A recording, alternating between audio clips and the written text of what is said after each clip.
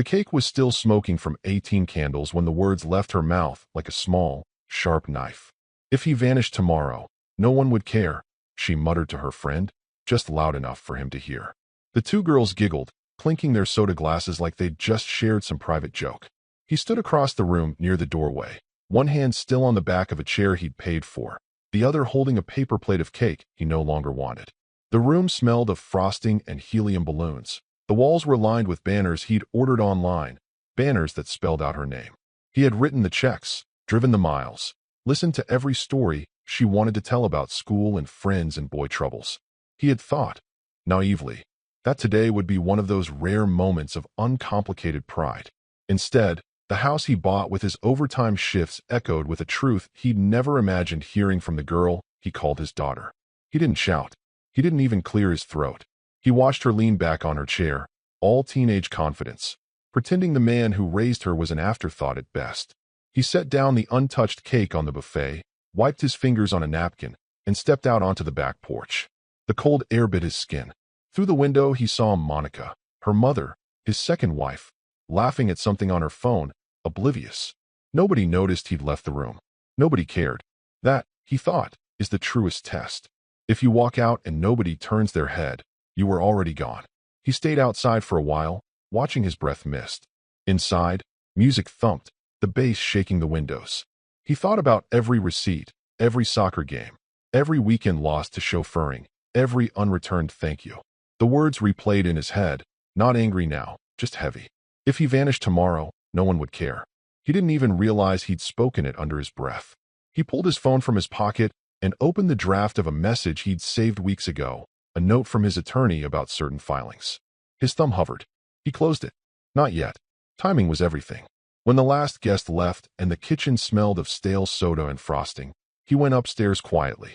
Monica had fallen asleep on the couch. Rachel, the girl who'd said the line, was in her room, probably scrolling through photos of the party he had funded. He opened the closet in the spare room, the one he used for storage.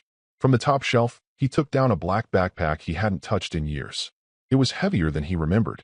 Inside, neatly folded, were a few shirts, a small toiletry kit, and a thin folder sealed with a red sticker. He set it on the bed, looked at it for a long moment, then zipped the bag closed. Downstairs, the refrigerator hummed. The clock on the stove blinked 12:03 a.m. He wrote a short note on a torn envelope, nothing dramatic, just a time and a phone number, then placed it beside the backpack on the kitchen counter. He took one last walk through the silent house, touching the banister he'd sanded himself, the window latch he'd fixed after a storm, the doorway where he'd marked her height in pencil for years. All those small, invisible labors, all gone, like breath on glass. He walked out the front door at 4:17 a.m. The street was empty, the cold deeper now. His car was already packed with a single duffel and an old thermos of coffee. He didn't look back at the house. Not once. As he drove away, the neighborhood blurred into dark shapes. Somewhere between the streetlights, he felt the first flicker of something he hadn't known in years. Not rage, not sadness. Something colder, sharper. Resolve. He knew exactly what needed to happen next. For those of you listening, this is the kind of story our team fights to tell. More than 90% of you hear these stories without subscribing, but subscribing really does push us to go deeper, to find the ones no one else dares to put into words. If you've been on the edge of your seat already, take a second to subscribe. It keeps this team alive. By dawn, he was gone. No goodbye, no fight. Just a black backpack on a kitchen counter and a house full of people who thought they knew him, still asleep. Somewhere across the city, in a quiet rented room, he unzipped the bag and laid out the folder with the red sticker. He read the first page once, then closed it and leaned back in the chair. The sun was rising. In the house he'd left, they would find the backpack soon enough. And when they did, they would realize he hadn't disappeared out of weakness. He'd vanished with precision. Monica was already annoyed before she saw the backpack. The garbage hadn't been taken out. The kitchen smelled faintly of leftover frosting, and Rachel was stomping around upstairs complaining that her phone charger was missing. Typical morning chaos, until her eyes locked on the black backpack sitting on the counter like a dead thing. Out of place. Wrong. She frowned. He never left things lying around. Ever. The man was meticulous to the point of irritating. She called out, "David?" Half-hearted. Not worried, yet. She walked to the bag and saw the note placed on top. an envelope torn in half with a time and a number scrawled in his rigid handwriting. Her stomach flipped, but not in the romantic, fluttering way she used to fake for Instagram photos. It flipped like something falling off a ledge. She unzipped the bag, slowly, like it might contain something live. There was a single manila envelope inside, sealed, but not taped. She opened it and saw a letter, typed, formal, dense with legal formatting. Top left corner, Miller, Vaughn and Keene, LLP. His attorney. Her eyes skimmed the first paragraph, and her hands started to shake. By the time she reached the second line, she was whispering, "No, no, no," like it would rewind reality. She dropped the letter. It hit the floor with a slap loud enough to make Rachel shout from upstairs. What was that? Monica didn't answer. She grabbed her phone, scrolled to his contact, and hit call. The line rang once, then again. Then voicemail. His voice was calm. "This is David. Leave it. Or don't. Beep." She didn't leave a message.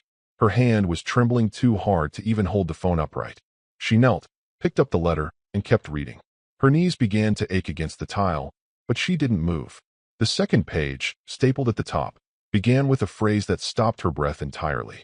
As of the date of this letter, I am formally withdrawing all financial and legal responsibility related to the minor known as Rachel L. Harmon, whose adoption was never finalized. It felt like the floor under her cracked. Because that line, that wasn't just lawyer fluff. He knew. He knew about the paperwork she never filed, about the notary she never visited, about the forged signature she'd panicked into copying when the state forms overwhelmed her 8 years ago.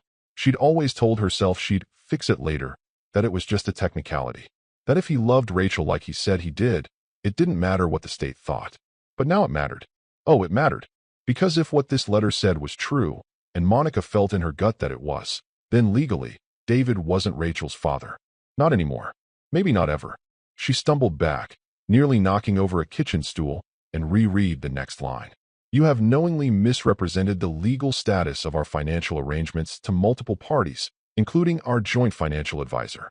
A formal forensic audit has already been initiated, and you will receive requests for disclosure shortly. She gagged. That wasn't rage. That was precision. That was a man who hadn't just walked away out of heartbreak. He had prepared. This wasn't retreat. It was demolition, done in silence. Clinical. Cold. She realized now that his quietness the past few months wasn't sadness. It was calculation. She had mistaken absence of yelling for passivity. Rachel came down the stairs in pajamas, yawning. Where is he? She asked, pouring cereal. Monica stared at her daughter, unable to speak. What? Rachel asked. Did he seriously leave because of that joke last night?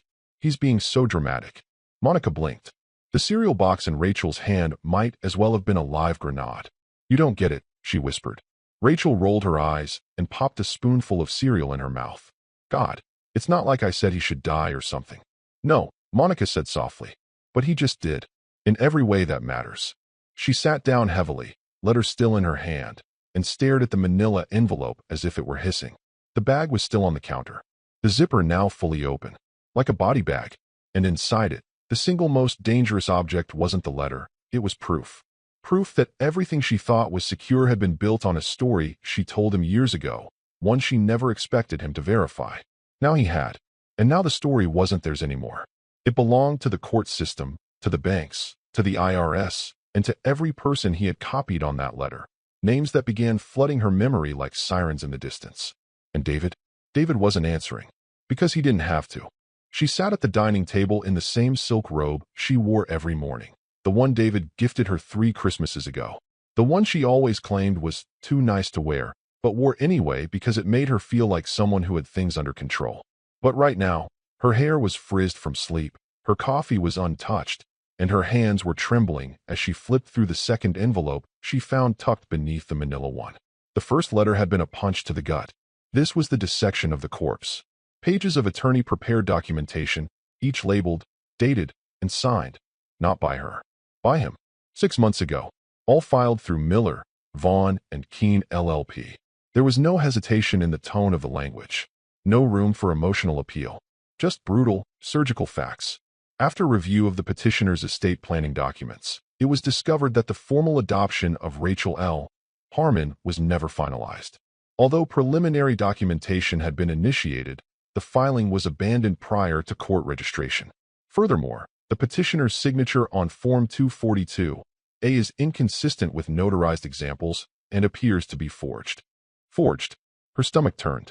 That was the word she always hoped would never show up. The moment she copied his signature on that document 8 years ago, she told herself she'd go back and clean it up. That it was harmless. He was going to adopt Rachel anyway. They had talked about it, hadn't they? But talking isn't signing. And now, the paper trail she thought she could keep vague had been chased down, audited, notarized, examined by people whose job it was to find liars in court filings. He knew. He'd known for half a year. And instead of confronting her, instead of storming around or begging for an explanation, he hired professionals. Quiet ones. The next paragraph read like a legal execution. As such, the petitioner has initiated full withdrawal of financial responsibility, effective immediately. No further medical, educational, or custodial authorization shall be honored in the name of Rachel L. Harmon under the petitioner's account, trust, or legal designation. Rachel wasn't just cut off. She was erased. Legally, at least. Monica had to grip the edge of the table to keep herself from falling sideways. Her eyes stung, but no tears came. Not yet. She flipped to the third page. It was a summary from Forensic Review Group, a name she recognized vaguely from their investment advisor's firm. One of those background auditing services they used when they bought the second property. But this was no background check. It was a timeline. 10 years of financial decisions. Transfers. Joint investments she'd asked David to sign off on. Usually casually, always with reassurances. It's safer this way, she'd told him. It's just a formality. You trust me, right? Apparently, he'd trusted her just enough to let her hang herself with her own paperwork. The file noted that 3 of the accounts were opened using her social security number. Fine. But the rest? Every joint account listed showed David as the primary, Monica as secondary, until 3 years ago, when she convinced him to simplify things and add her business account to their shared financial umbrella. The one that fed into their estate savings. The one she drained during COVID to keep the house afloat, without telling him. He knew. He knew everything. He knew about the backdoor transfer to her brother's startup. The one that went under and never came back. He knew about the emergency withdrawal for Rachel's medical expenses that actually covered her liposuction. He knew about the refinance maneuver she did behind his back. Probably thought it was clever when she forged the notary line and slipped it into the refinancing packet while he was dealing with his father's funeral. Page after page. Line after line. The audit hadn't just started. It was done. The letter ended with a final line that read like a tombstone. Per legal rights afforded to the undersigned, all fiduciary ties with Ms. Monica L. Harmon and dependent Rachel L. Harmon are hereby dissolved.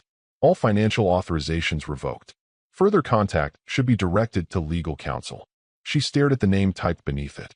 David Harmon. A man she thought was too soft to ever leave. Too sentimental to ever fight. Too slow to notice how she nudged, twisted, and manipulated the years into her favor. He noticed, and he didn't shout. He documented. Rachel came downstairs and dropped onto the couch, her voice casual. Did he text back? Monica couldn't answer. Is he coming back or what? Monica handed her the papers. You need to read this. Rachel glanced at the first page, then scoffed. What is this, some lawyer thing? Read the second paragraph. A beat passed. Then another. Rachel blinked. Her voice cracked. He's not my. No. Wait, you didn't? You never filed it. Monica whispered. I didn't think it mattered. Rachel's mouth dropped open. Didn't, Mom, he raised me. He paid for everything. I thought we had more time. You lied to him. The silence between them stretched out until the clock on the wall clicked loudly. Second after second. Monica looked out the window like she expected to see his car return, maybe pulling into the driveway for one last fight. But the driveway was empty. His car wasn't coming back. Because this wasn't a man leaving in rage. It was a man who'd done the math. And now the only people left with questions were the ones who never thought they'd need answers. Monica drove like the world was burning behind her, and Rachel was the last piece of furniture she could save from the flames. The girl sat slumped in the passenger seat, arms crossed, mascara smudged from the tears she claimed weren't hers. She kept glancing at her phone, checking for updates, for texts, for signs that this was all some strange test they could wake up from. He wouldn't just leave. He couldn't. Except he did. The early morning sun glared through the windshield, catching Monica's profile in sharp, unforgiving light. Her knuckles were white around the steering wheel. Her lips moved silently, as if she were rehearsing explanations she didn't believe. Rachel finally broke the silence. Why are we going to Uncle Greg's? Because he's the only one David talks to when he needs space. Then why not call? I have. He's not answering. Monica's voice cracked like a pane of glass under too much weight. He's probably with him. Just shut up and let me drive. Rachel flinched. She pulled her hoodie up like a shield and stared out the window. The world was moving too fast and not fast enough. Her mind kept looping. He's not my legal father. She never filed the papers. All that time. It made no sense. He was there for every scraped knee, every dentist appointment, every AP test meltdown. He was the one who stayed up with her during food poisoning. He made her those weird congratulations pancakes with confetti sprinkles when she got into college. And now? Now she wasn't his. They pulled up to Greg's house. A small brick rancher with a sloping porch and a yard full of garden gnomes that David once called a cry for help. Monica was already out of the car before the engine stopped. She pounded on the front door, hard and fast, like urgency could resurrect trust. No answer. She banged again, angrier now. Greg, I know you're in there. Still nothing. Rachel got out reluctantly, wrapping her arms around herself against the morning chill. She watched as her mother paced in front of the door like a cop in a bad TV show. When Monica finally stepped back, she noticed the curtain in the side window twitch. Just for a second. He is in there, she hissed. Then maybe he doesn't want to talk to you either, Rachel mumbled, instantly regretting it when her mother's eyes snapped toward her like bullets. Get in the car. No. Rachel. No. Her voice cracked, but it carried. You dragged me here. You lied to both of us. And now you want me to just get in the car like nothing happened? No. For a moment, Monica looked like she might slap her. But she didn't. She just turned and walked toward the car alone, shaking with something deeper than rage. Something more dangerous. Powerlessness. They drove in silence again, the air between them growing heavier by the minute. When Monica tried calling David's office, the line rang 3 times, then dropped. She called again. Same result. On the 3rd try, she got a robotic voice. This number is no longer in service. Rachel whispered. He shut it down. Monica didn't reply. She couldn't. The man who once couldn't figure out how to attach a PDF to an email had quietly dismantled his entire digital footprint overnight. Office number? Gone. Personal cell? Voicemail. LinkedIn? Deleted. Even their shared Dropbox folder for household receipts now showed an error message. He was gone, and not just physically. He had erased himself from their lives with the precision of someone who had planned this for months. Maybe years. Their last stop was the attorney's office. Not his attorney, their attorney. The one they'd both seen together when setting up the trust funds and the estate planning and the endless conversations about wills and contingencies. The same lawyer who used to chuckle when Monica joked about David being too honest to survive in modern marriage. She marched through the front door of the office with Rachel trailing behind like a ghost. The receptionist looked up, blinked once, and then quietly disappeared into the back. Monica clutched her purse like it might explode. Tell him we're not leaving until he speaks to us. But it wasn't the receptionist who returned. It was Sam, their attorney, gray-haired and stone-faced as ever. He didn't wave, didn't offer pleasantries. He just said, "You're not going to like this." Monica narrowed her eyes. Where is he? Sam didn't answer. Instead, he slid a sealed envelope across the desk. I was instructed to give you this when you came. Rachel grabbed it first. What is this? Sam shook his head. Instructions. That's all I'm authorized to say. Monica tore it open, but Rachel was already reading over her shoulder. Inside were 2 lines typed on crisp paper, no letterhead. You won't find me. You'll receive what you need, soon. In the meantime, remember, the silence is the answer. Rachel looked at Sam, then her mother. What does that mean? Monica just sat there, defeated, silent, because it meant that David hadn't simply vanished. He'd engineered his absence, and no amount of shouting, searching, or guilt would bring him back until he decided it was time. And judging by the stillness in Sam's expression, David wasn't planning on coming back at all. The silence in the house was starting to throb. The kind of silence that feels loaded, like the walls are listening. Monica sat at the dining table, half-empty wine glass in hand, though it was barely past noon. The envelope from the lawyer lay flat and unbothered next to her phone, like a warning label she'd decided to ignore. She hadn't eaten, hadn't showered, just sat there, spinning through what-ifs and revisions of the past that might have saved her. Rachel sat on the couch nearby, scrolling through her phone with a robotic thumb, stopping occasionally on old pictures of her and David. In some, she was little, missing teeth, grinning up at him as he pushed her on a tire swing or knelt beside a science fair project he'd helped her build. In the most recent ones, she looked annoyed, arms crossed while he grinned anyway, the kind of dad who never figured out how to pose for selfies. She didn't notice her mother's phone buzz at first. Monica did. She stared at the screen like it had grown fangs. The name flashing was Alan McCree. Her heart dropped so fast she felt physically ill. Alan wasn't just one of her investment buddies. He was the architect of half her side projects. The man who helped her set up the LLCs David didn't know about. The one who convinced her to consolidate excess liquidity into vehicles he said would triple in value. He was sharp, smug, and greedy, and now he was calling her at 12:41 p.m. on a Tuesday. She answered, trying to sound breezy. Alan. Monica. His voice was tight, clipped. Not angry, afraid. What's going on? I just got a letter from your husband's attorney. Her fingers went numb. What? What kind of letter? He's filed a request for valuation of every asset your name is attached to. Joint holdings, trusts, accounts. Even the annuity fund you told me was in your cousin's name. She blinked. That doesn't make sense. He can't. He can't, and he did. And it's not a request. It's a freeze order. She swallowed, heart pounding. You're saying? I'm saying our accounts are flagged, Monica. Red flagged. A forensic audit firm out of Boston just contacted my compliance guy. You didn't tell me your husband retained revocation rights. I didn't know he had them. Well, he did. And now every transaction tied to your name is under review. As if on cue, her phone lit up again. This time, a text from another partner. Just one sentence. You didn't tell us he had revocation rights. Monica dropped the phone. Rachel looked up. What was that? Monica didn't answer. Her breath was shallow. Her ears rang. The world felt like it had tilted 30 degrees sideways. She stood slowly, walked to the sink, and stared out the window like something outside might fix this. Nothing did.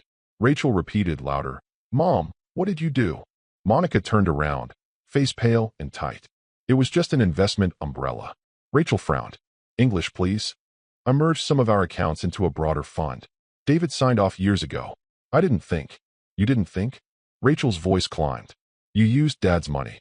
He's not your legal father anymore, remember? Monica snapped, instantly regretting it as Rachel flinched like she'd been slapped. For a moment, they both just stood there, breathing hard, staring at each other across a gulf that had grown by the hour. Rachel's voice dropped. You leveraged his accounts into your investments? It was supposed to benefit all of us, Monica whispered. The returns were going to be. We're going to be what? Rachel said, shaking. Enough to keep lying? Enough to keep forging signatures? Another ping. Another message. Another investor. Another question she couldn't answer. Her phone screen now looked like a courtroom. Names she once courted and impressed were turning cold, clinical, demanding documentation she couldn't provide. Because she never thought she'd have to. David was supposed to be the gullible one. The loyal fallback. The man who didn't read the fine print. Apparently, he read everything. Rachel watched her mother unravel like a threadbare sheet being yanked off a bed too fast. The woman who once controlled every dinner, every dollar, every decision, was now hunched at the table, wine glass clinking against the wood, phone buzzing non-stop with consequences. Rachel finally said what neither of them wanted to say out loud. He set this up? All of this? Monica didn't respond. Because the walls weren't closing in. They'd already closed. David had made sure of it. He didn't need to shout. He didn't even need to be there. All he needed was a folder, a law firm, and time. And now, the house Monica once ruled from was turning on her. Email by email, call by call, signature by revoked signature. Rachel wasn't silent anymore. By the time Monica poured herself her third glass of wine, this one in a coffee mug to make it feel less shameful, Rachel was in the doorway with her arms crossed and eyes full of something Monica hadn't seen since she was 12. Fury. Not the bratty teenage kind, but real fury. The kind born from betrayal. Tell me, Rachel said. Monica didn't turn. She didn't need to. She could feel the heat of her daughter's stare like a halogen lamp on her back. Tell you what, she replied coolly, like they were negotiating bedtime. Don't do that, Rachel snapped. Don't give me that voice. I'm not 5. I want to know exactly what you did. What you signed. What you didn't sign. What you lied about. Monica exhaled through her nose. He's just lashing out. Don't deflect. He's being dramatic. Mom. Rachel's voice dropped an octave. Is any of it in my name? The trust fund? The tuition accounts? My college registration? Is anything safe? Silence. Monica turned slowly. hoping her face still held some fragment of maternal authority. Rachel, listen. He would never actually take anything from you. He's hurt. That's all this is. Rachel stepped forward. You didn't answer the question. I just did. No, Rachel growled. You dodged it. Just like you dodged filing the adoption. Just like you dodged every question he ever asked you about those joint accounts. I did what I had to do for this family, Monica snapped. I kept us alive when he was out there playing martyr in flannel and pretending that love and trust fund balances were the same thing. You used him. I trusted him. No, you bet on him never leaving, Rachel said. And you lost. Before Monica could reply, the doorbell rang. They both froze. No one had come by the house since yesterday. The silence had been uninterrupted, eerie, as if the world had already sentenced them and moved on. Monica moved toward the door, then stopped. A white sedan idled in the driveway, no logos. A man in a gray jacket stepped out, holding a courier envelope. He didn't speak, just handed it to Monica, had her sign a tablet, and walked away without eye contact. She stared at the envelope like it might be a bomb. Rachel was already beside her, ripping it open. Inside were 5 sheets of paper. The first was a summary sheet titled, Financial Guardianship Status, Termination Notice. Rachel read aloud, her voice trembling. Effective immediately, all financial commitments previously allocated under custodial designation to Rachel L. Harmon are hereby revoked. The next few lines moved fast. Tuition prepayment plan, canceled. University financial assistance request, withdrawn. Health insurance coverage, nullified as of 12:01 a.m. Power of attorney, expired. Rachel's hands began to shake. The second page was worse. A notarized declaration, legal seals glowing red from the scan. Subject, Rachel L. Harmon. Status, former dependent. Legal custodianship, terminated. Filed by David Harmon. Date of signature, 2 weeks ago. She stopped reading. Or maybe her brain stopped letting her. It all blended together now, lawyerese and numbers, and the kind of bureaucratic language that doesn't just end a relationship, it erases it. Rachel turned slowly toward her mother. You knew this was coming. No, Monica said quickly, too quickly. I knew something was happening, but not this. You let me walk around this house, Rachel hissed. Like I was safe. Like I had a future. Like my name meant something. Rachel, we can fix this. With what money, Mom? She spat. With the fake LLCs? With the accounts he froze? With your wine budget? Monica's face cracked. For a moment, she looked ready to sob. But then she didn't. She held the tears like a badge, refused to fall apart, even as the house crumbled around them. I'll talk to him, Monica whispered. He'll listen to me. He just needs. He already listened. For 18 years. He's done listening. Rachel took the documents and walked to the kitchen. She laid them out on the counter, one by one, like they were evidence at a trial she never agreed to attend. Then she opened her laptop. She logged into her university account. Access denied. She opened her health insurance portal. Account no longer active. She opened the trust portal. Error message. 3 tabs. 3 walls falling at once. She closed the laptop and looked at the photo on the fridge. Her and David. Her 8th grade graduation. His arms around her like she was the center of gravity. She took it down and stared at it. Then, voice flat, he didn't just leave. No, Monica said, hollow. He removed the foundation and let the house collapse. Rachel whispered, and I was standing on the top floor. Neither of them spoke after that. Because what was there to say? Everything that felt secure was never real. And now, the only thing left was the sound of something breaking. Quietly. Permanently. From the inside out. Monica's thumbs hovered above her phone like they might catch fire if she pressed send. Her contact list was open. Dozens of names, familiar and once dependable. Most were people who'd laughed at her table, eaten meals David cooked, smiled at her daughter's school plays. And now, one by one, they were becoming ghosts. First, she tried Alan again. Straight to voicemail. Then Greg. The brother who always answered, even when David didn't want him to. Nothing. Then Cheryl.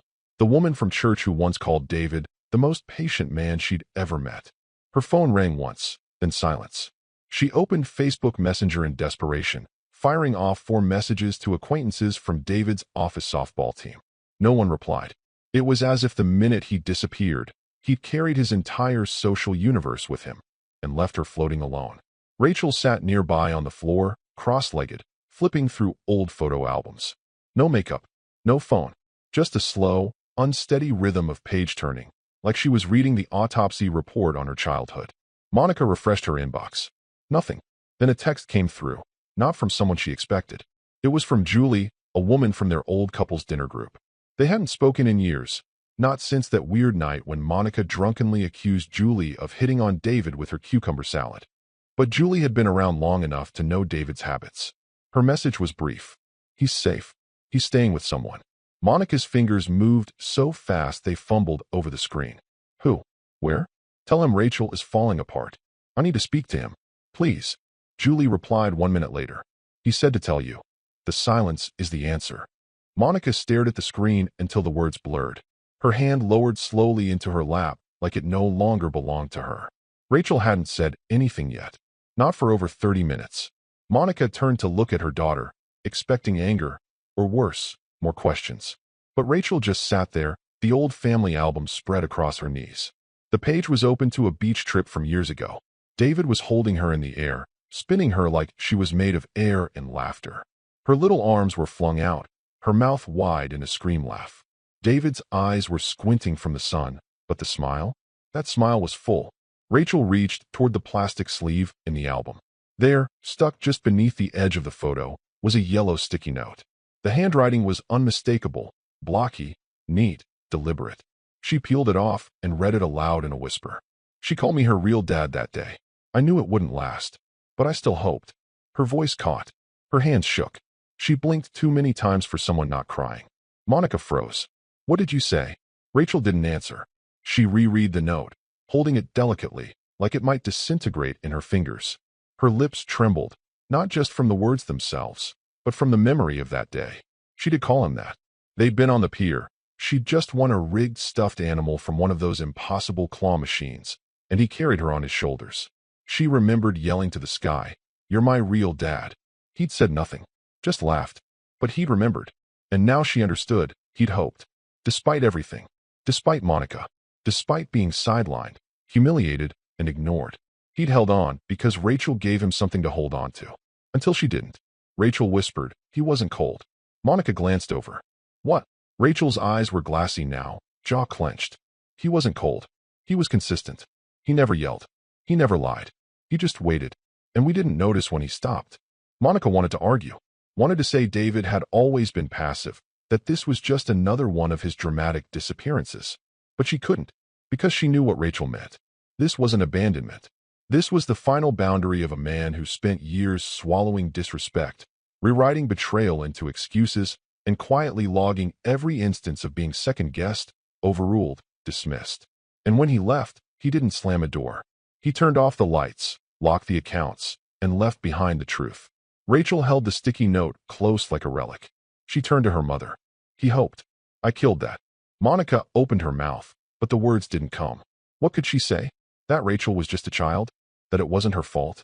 She couldn't even believe it herself. The album stayed open on the floor. One frozen memory after another. All the moments Rachel once thought were automatic, college, health care, the safety net she never imagined needing, were now conditional. Gone. And somewhere out there, the man who gave her all of it was sitting in silence. Not angry, just done. The receptionist didn't even look up when Rachel entered the glass-paneled office. The sound of the door chiming fell out of place, cheerful, almost like it hadn't been silencing people all week. Rachel stood just inside the threshold, her hoodie still damp from the drizzle outside, sneakers squeaking faintly against the polished floor. Her fingers tightened around the frayed strap of her tote bag. There was no plan, no speech, just a mounting pressure in her chest that had nowhere left to go. The receptionist finally looked up, middle-aged, hair pulled back in a bun so tight it looked like it hurt. The nameplate read Kathy, and Rachel recognized her from the estate meetings. She was the kind of woman who once offered Rachel hard candy from a crystal bowl and called her sweetheart. Not today. Hi. Rachel croaked, trying to clear her throat. I need to see Mr. Harmon. I mean, David Harmon. Please. Just a few minutes. Kathy didn't blink. I'm sorry. Mr. Harmon's not seeing visitors. It's important. Kathy stood. She didn't argue. Didn't ask for an explanation. Just walked calmly into a back room. Rachel stood frozen in the lobby, her heartbeat so loud it sounded like traffic. She expected a long wait, maybe a cold denial. But Kathy returned within 2 minutes. She was holding a plain white envelope. No markings, no stamp. Just Rachel's name typed on the front in bold serif font. Her name looked strange in print like that, like a name on a case file. Or a tombstone. Kathy handed it to her gently. He left instructions, she said. If you came in, I was to give you this. Nothing more. Do you know where he is? Rachel asked. Kathy hesitated, then softened. He said, she's smart. She'll know enough not to try and follow. Rachel took the envelope. Her hands were trembling again. Did he seem okay? Kathy smiled. Not warmly. Not cruelly. Just quietly. He seemed at peace. Rachel nodded, lips tight, and stepped out without another word. The rain was light, more mist than storm, but she ducked into the stairwell outside the office. The metal steps were cold and slick beneath her. She sat halfway down, back against the concrete wall, and stared at the envelope. She didn't open it right away. She studied her name like it might answer a question she hadn't formed yet. Then, with a deep breath that came out shaky, she tore the flap. The letter inside was one page. No handwriting. Just clean, professional type. The kind you'd expect from a report, not a goodbye. It read, Rachel, you were never the mistake. I was. For believing love was enough. For thinking showing up every day would matter more than paperwork, than titles, than legality. For convincing myself that patience was the same thing as progress. You were a child. I was the adult. I stayed. I gave what I had. I believed that would be enough. I was wrong. You owe me nothing. But know this. I never stopped hoping you'd see me. Even when you didn't. Even when you said what you did. Love without recognition is erosion. Eventually, it wears through. This is the bottom of it. D. Rachel stared at the letter for a long time. The words didn't hit like lightning. They landed like bricks, one after the other, burying her. Her breath came out in tiny gasps now. She clutched the page against her chest like it might disappear, like she could shove it into her ribcage and patch the hollow place. She whispered, I didn't mean it. The stairwell didn't care. I didn't mean any of it. She folded forward, arms wrapped around her knees, the letter crushed against her chest. It was the kind of crying that didn't look like crying, no dramatic sobs, no wailing. Just quiet shaking. A girl trying to compress herself into something smaller than regret. She didn't remember how long she sat there. Long enough for her legs to go numb. Long enough for the letter to become damp with mist and her own tears. He hadn't condemned her. He hadn't disowned her in anger. He had done something worse. He had forgiven her. And left anyway. Rachel sat back slowly and stared upward toward the gray sky bleeding through the iron staircase. There was no villain here. Not really. Just a man who gave more than he had. And a girl who learned too late what that meant. The call was made from the back porch, Monica's favorite spot in the house. Or it used to be. The string lights above her buzzed faintly, half the bulbs burned out. The cushions were damp from rain no one thought to brush off. Everything felt slightly off, like the stage for a play that had already ended. The wine glass in her hand was full, uncharacteristically untouched. The phone sat on the small table beside her, David's name glowing softly on the screen. She stared at it for 20 minutes, building the courage she used to summon in seconds. It wasn't about getting him back. She knew that door was closed. Deadbolt. Torched. But she needed something. A voice. An anchor. Even a goodbye. She hit call. And against every expectation, every pattern of silence and voicemail dead ends, he answered. Hello. She froze. The calm in his voice was worse than anger. Anger meant he cared. This was different. David, she said quietly, thank you for picking up. A pause. Just long enough to make her stomach clench. What do you want, Monica? She swallowed, trying not to sound small. I'm not calling to fight. I wanted you to know she didn't mean it. Rachel, that night. It was just a stupid comment. She was showing off. She didn't. She said it when she felt safest, David said, cutting her off. Still calm. That's when the truth comes out. Monica closed her eyes. She's not herself. She was exactly herself. That's the part that hurt. His voice didn't rise. Didn't crack. It moved like water over stone, clean, unwavering, cold. She's 17, Monica offered. She says things without thinking. She said it after 18 candles were blown out. Monica. The line went quiet for a second. Not dropped. Just waiting. Monica tried again, softer now. So what do we do? You rebuild, David said. With what? Your name. Your money. Your signature. The words landed like bricks. There was no sarcasm in them. No venom. Just reality. He continued. You spent years asking for independence. Remember? You wanted your own thing. You said it often. You wouldn't understand, David. You've never had to be the one who builds. Well, now you are. Her throat tightened. That's not fair. It's accurate. She shifted in her seat, looking out at the backyard. Overgrown, weeds rising like accusations from the soil. David used to trim it every weekend. Quietly, always with gloves and a portable speaker, humming along to classic rock she hated. He never made a show of it. Just like he never made a show of leaving. You were supposed to be the solid one, she whispered. I was, he said. She didn't expect that. She expected denial. Defense. But he gave her none. I stayed longer than I should have, he continued. I hoped harder than I was allowed to. And when I finally stopped hoping, I left with dignity. You'll never have to worry about scandal. Or rumors. Or lawsuits. Then why does it feel like punishment? Because it is, he said flatly. But not from me. From the truth. She squeezed her eyes shut. You still love her. I know you do. I do, he said. That's why I left. That hit harder than she was ready for. Monica leaned forward, elbows on knees, head in hands. She's been crying. She's barely eating. She'll survive. Pain makes people real. Another pause. Not cruel. Not indifferent. Just unshakable. Monica forced one final question from the back of her throat. Will you ever come back? David didn't answer right away. She thought the call had dropped. Then, no. Because if I do, I'd be returning to something that already died. And I'm not a necromancer. She almost laughed. Almost. But her breath caught in her chest. His voice softened, just barely. Goodbye, Monica. Then, click. The line went dead. Not dropped. Not lost. Closed. She stared at the phone in her hand, blinking like she might will it to ring again. But it didn't. Wouldn't. Because that's the thing about men like David. The quiet ones. The reliable ones. When they finally leave, they don't slam the door.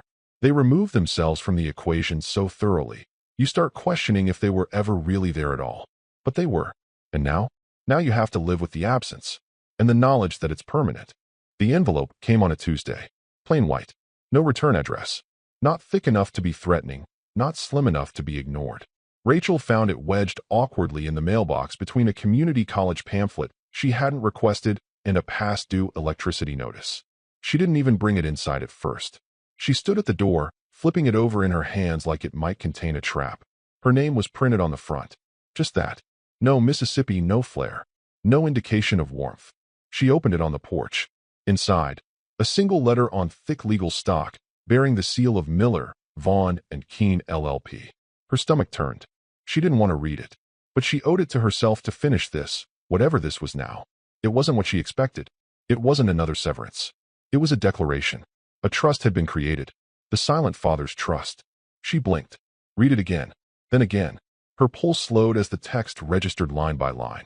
The Silent Father's Trust is a nonprofit legal initiative created to support men in financial and custodial limbo due to unfiled adoptions, forged authorizations, and family-based financial coercion.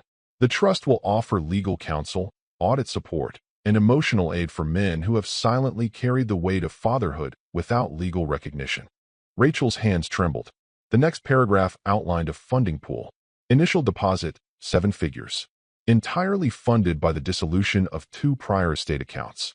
The ones she always assumed would one day have her name on them. They didn't. Not anymore. There was a note attached at the bottom of the legal documentation. Not typed on a separate page, but written into the cover letter, like a whisper tucked into the folds of a will. Your father didn't disappear. He just stopped fighting for someone who threw away his name. Rachel sank to the porch step. Her legs folded beneath her like they'd forgotten how to hold her. She reread the sentence over and over until the ink blurred. He didn't vanish. He reallocated. He redefined what legacy means. And he did it without her. Inside the house, Monica's voice filtered faintly through the cracked window.